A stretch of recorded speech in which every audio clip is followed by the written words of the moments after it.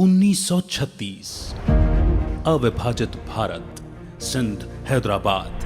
दादा लेखराज ने परमात्म आदेशानुसार ओम मंडली नाम से एक छोटे से संगठन की शुरुआत की, जहां ओम की ध्वनि और आध्यात्मिक ज्ञान का अध्ययन किया जाता था।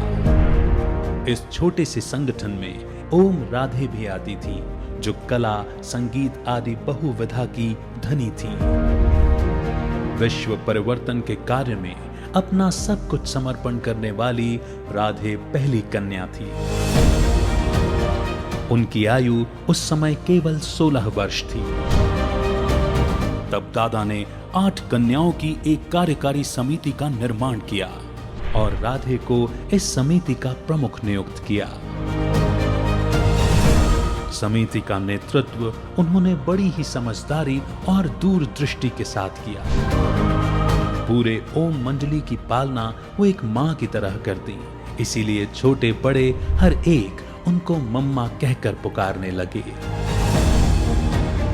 सत्यता, निर्भयता और साहस से भरी वो एक शक्ति थी। अदालत में उनके तर्क संगत जवाबों के कारण महिलाओं की अधिकार के पक्ष में कई बदलाव हुए, जैसे कि महिलाओं को भी पुरुषों के समान ही आस्था या आराधना की स्वतंत्रता का अधिकार, स्त्री धन का अधिकार आदि।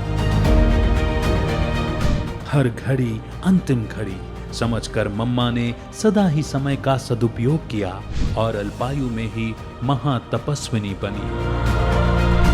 मम्मा सदा ही परमात्म प्रेम में समाई श्रेष्ठ राजयोगी थी। उनके सामने आने वाला हर कोई परमात्मा से सहज ही जुड़ जाता था।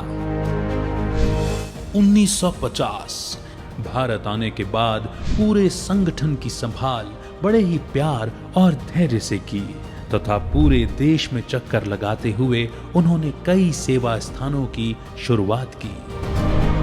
एक बल एक भरोसा के मंत्र को जीवन में आत्मसात करने वाली मम्मा का परमात्मा पर निश्चय अचल और अडोल था।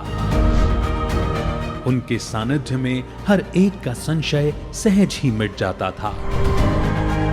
एक चैतन्य देवी की तरह मम्मा के बोल चाल और व्यवहार से केवल दिव्यता ही झलकती थी। मम्मा सहन शक्ति की मूरत थी।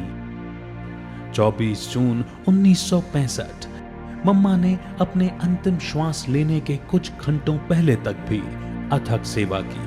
मधुबन में रह रहे हर बच्चे को उन्होंने उस दिन अपने हाथों से अंगूर खिलाए और शारीरिक कष्ट सहन करते हुए भी सदा मुस्कुराते रहने की मिसाल बनी। मम्मा ब्रह्मा कुमारीज की प्रथम मुख्य प्रशासिका थीं।